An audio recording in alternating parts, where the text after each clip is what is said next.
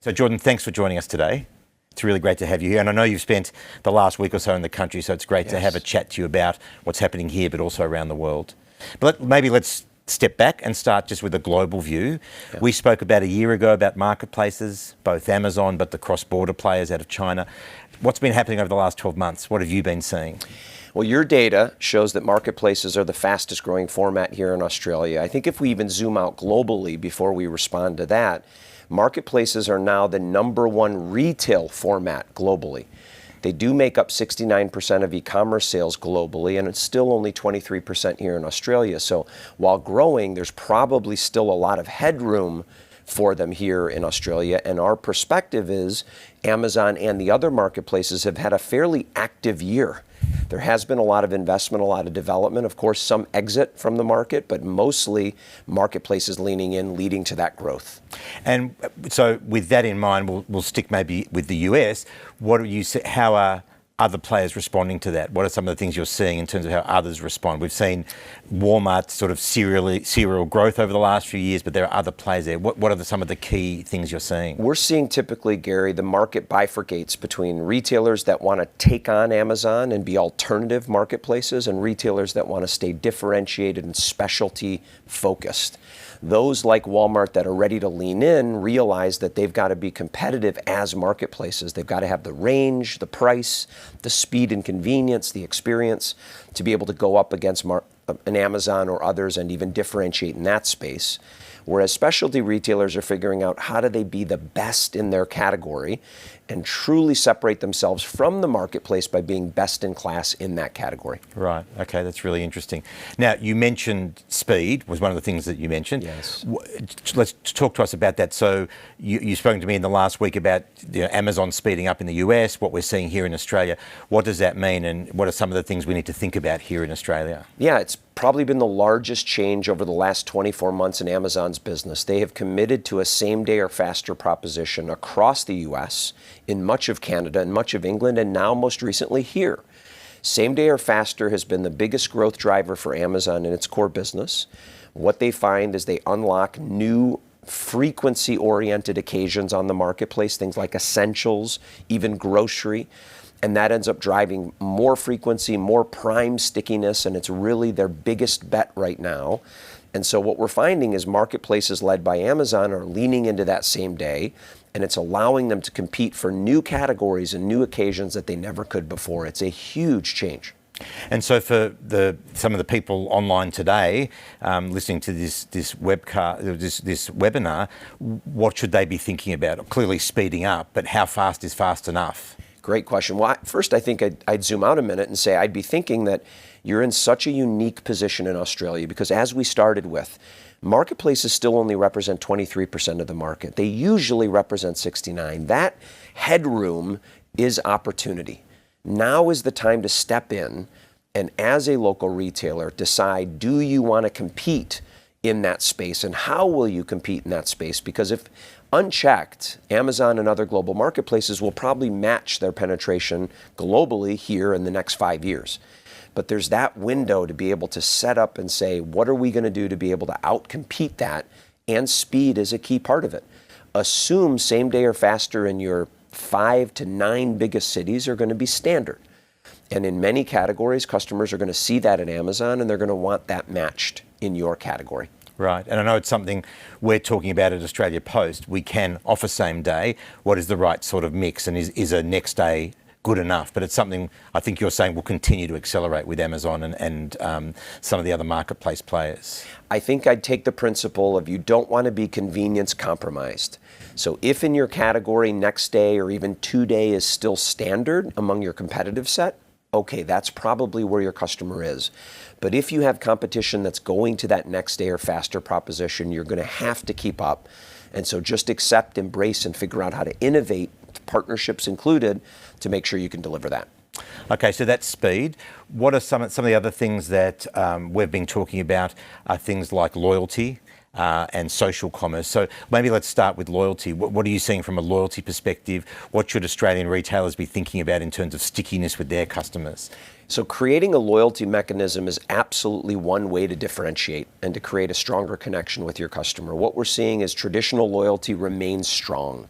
the ability to reward customers that spend more with you, visit you more frequently, take actions that you believe are high value in the relationship, very, very powerful. However, the added layer to that is paid subscription.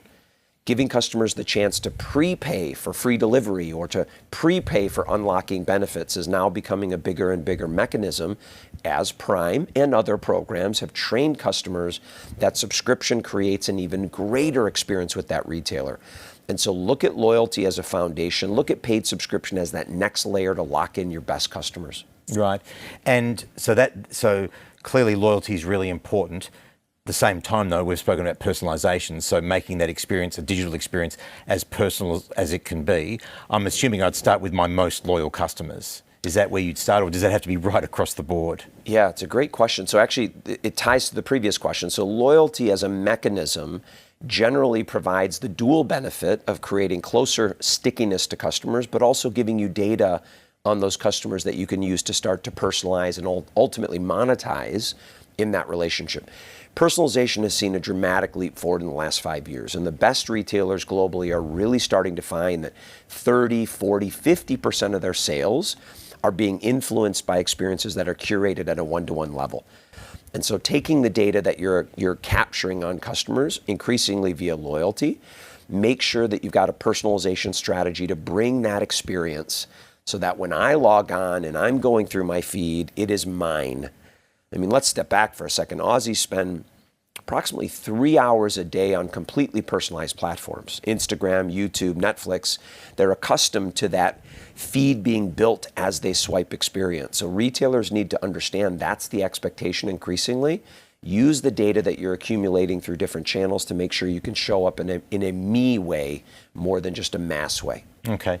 And you mentioned the swiping and, well, I guess social commerce. Yeah. Now, as we stand today, Shop hasn't launched yet, but it is, I anticipate it will, whether by the time this webinar's we're live or not. But what have you seen with that in the US, and what's different about that perhaps than some of the other social media platforms? Yeah, it could. I mean, I'll be excited to see as of today if it's live. It's really had a dramatic effect on the U.S. market. What we found over Christmas was that TikTok Shop was the fastest growing channel for many beauty, health, food brands to some extent, not as much, but certainly in the beauty category where content and story and differentiation make such a difference, brands are finding that TikTok Shops really is an exciting alternative to Amazon and Walmart. And what's unique about TikTok Shops or social commerce in general is it's a more suitable channel for brands to sell direct, because brands will be the ones that produce that content, encourage that influencer engagement. They'll be the ones that connect directly in those platforms to consumers. And so we're finding most of the sales on TikTok Shops are brand sales, which is very unique. You know, the D2C vision, the dream has always been discussed. It's never been realized. We think TikTok Shops is that D2C future. And do they, just out of interest, do retailers have to discount? Is that something where I can attract a premium if I'm capturing, in feed? And I asked the question because today, talking to a customer today, a player in wine who's launched a direct to consumer for their wine, which normally is sold through shops, physical shops, and they're getting amazing take-up. It's growing faster than they thought, and they're keeping their prices high to not to support their physical retail. So somehow there's an attraction to that brand, and people going online to look at it, read the tasting notes, and then buy directly at a higher price point than they can in a physical store, which I found really interesting. So how does that translate maybe to then how am I surfacing that from a social commerce perspective and making the most of it? So we see globally that there's an inverse relationship between the quality of your story and the need for a sale. The better the story, the less you rely on sales. So it really is a thing that the more you can compel and engage through content and story, the less that customer is looking for a discount in that moment. So absolutely, social commerce done well should be higher margin, less promotional commerce. That doesn't mean there won't be a big eventing. The festival experience will live in social media for sure, but on an everyday basis, those that cut through within social commerce will be because of that content, of that story. Okay, that's interesting. And just, you mentioned the inverse proportionality. I assume Australia is no different in terms of, the number. We know that Australians shop 24% more households shop during Click Frenzy, Black Friday, Cyber Monday. So they're still attracted to those sale periods. I assume that's a global phenomenon and something we just have to lean into here. The retailers have to lean into here in Australia. Absolutely global phenomenon.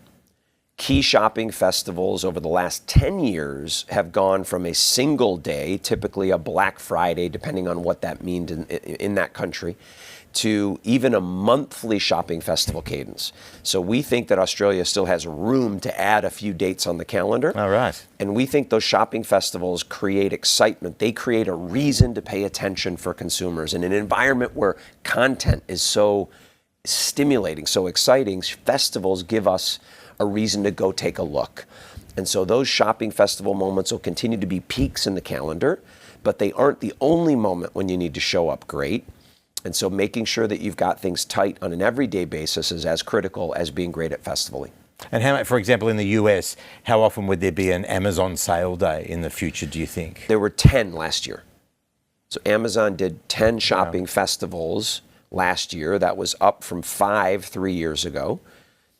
The Chinese players are monthly, so they're called double days. So there's 2, 2, 3, 3, 4, 4, 5, that's 5, where 6, 6, 11 7, comes from. That's 11.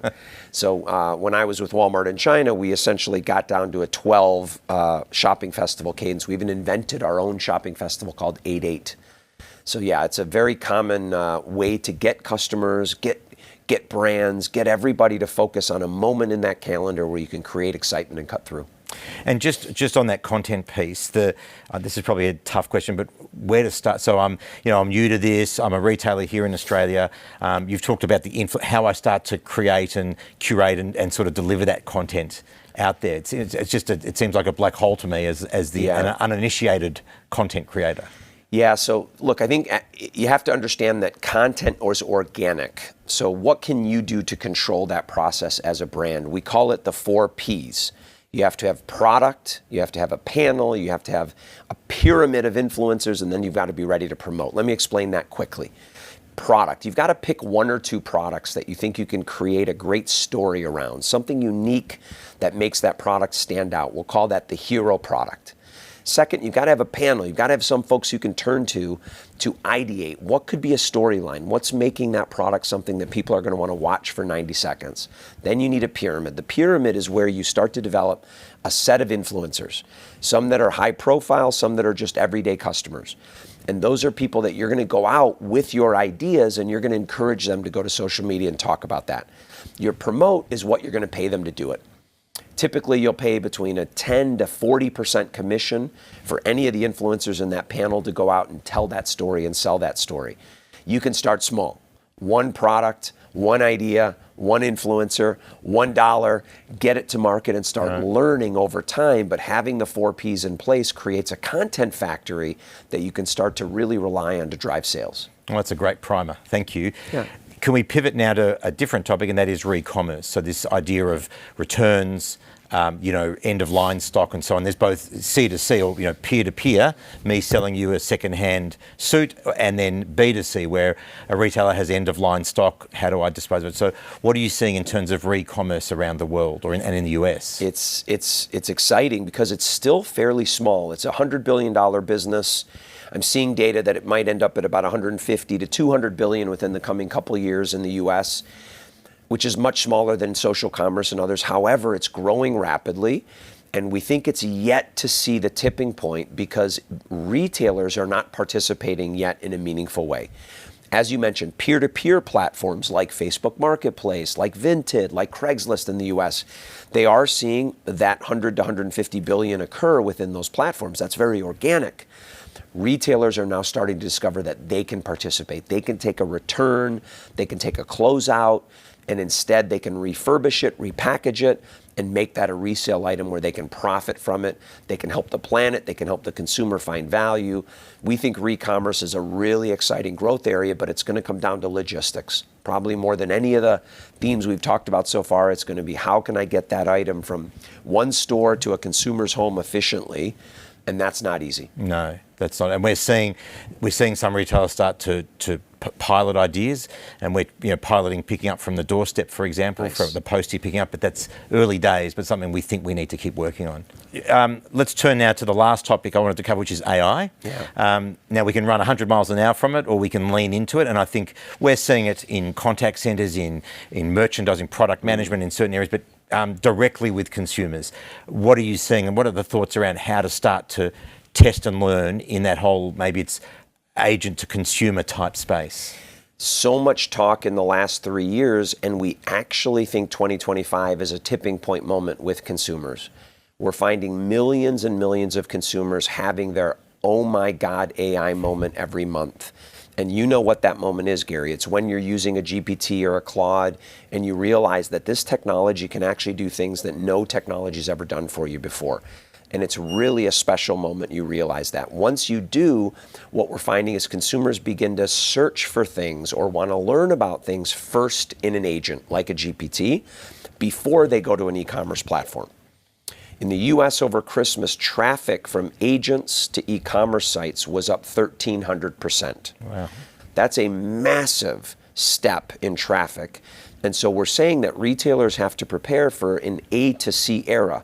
We've been in the B to C era for 100 years. We're moving into an A to C era where agents will be tools that consumers use to engage with retailers. They'll be tools that retailers use to deploy, to work with customers. And ultimately, there could be A to A relationships that are facilitated. So we're seeing a lot of exciting activity where retailers are trying to figure out, how do I show up in a GPT response? How do I link effectively from an agent discussion into my platform? How, when they arrive on my platform, do I have an agent that can help them navigate that site and that experience? It's an exciting area. We think within 5 years, 10% of e-commerce will be A to C. And it's interesting, my aha moment, my daughter is in a gap year, wants to spend 5 months in Southeast Asia, so asked me for some advice. I would have typically gone to a Lonely Planet physical book.